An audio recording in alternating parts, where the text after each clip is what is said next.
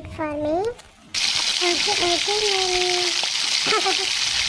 ಅಮ್ಮನಿಗೆ ಇಂಗ್ಲೀಷ್ ಬರಲ್ಲ ಅಂತೇಳಿ ಇಂಗ್ಲೀಷಲ್ಲಿ ಮಾತಾಡಿದ್ರೆ ಅದನ್ನು ಮ್ಯಾನೇಜ್ ಮಾಡ್ತಿದ್ದೀಯ. ಈಗ ಇನ್ನೊಬ್ಬ ಅಂತ ಊಟ ಕೊಡ್ತೀಯಲ್ಲ, ಅವಳು ಸೆಟ್ ಅಂತ ಕೊಡ್ತೀಯ ಅಂತ ನಂಗೆ ಗೊತ್ತು. ಮೊದಲೇ ತಪ್ಪಿಸ್ಕೊಳ್ತೇನೆ. ಎಲ್ಲೋ ಇದೆಯಾ? ಅಯ್ಯೋ ದೇವರೇ, ಅಮ್ಮ ಏನೋ ಪೆಟ್ಟು ಹೊಡಿತಾರಂತ ಅನಿಸಿದ್ರೆ ಚಾಕು ಹಿಡ್ಕೊಂಡೆ ಬಂದಿದಾರಲ್ಲ. ಡೌಟಿ ಚಾಕು ನೋಡಿ ತಪ್ಪಿಸ್ಕೊಂಡಿದೆ. ನಾನು ತೆಗ್ದಿರ್ತೇನೆ. ಹಲೋ ನನ್ನ ಕಂದ, ಎಲ್ಲಿದೆಯೋ? ಬಾರೋ ಪುಟ್ಟ, ಬಾ ಬಾ ಬಾ ಬಾ.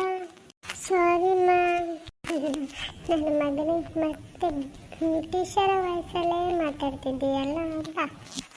ನಾನು ನಿಮಗೆ ಹಸಿವಾಗ್ತಿದೆ, ನಾನು ಊಟ ನೀನು ಹೇಳಿದ ತಕ್ಷಣ ತಗೊಂಡು ಬರಬೇಕಲ್ಲ. ಏನು?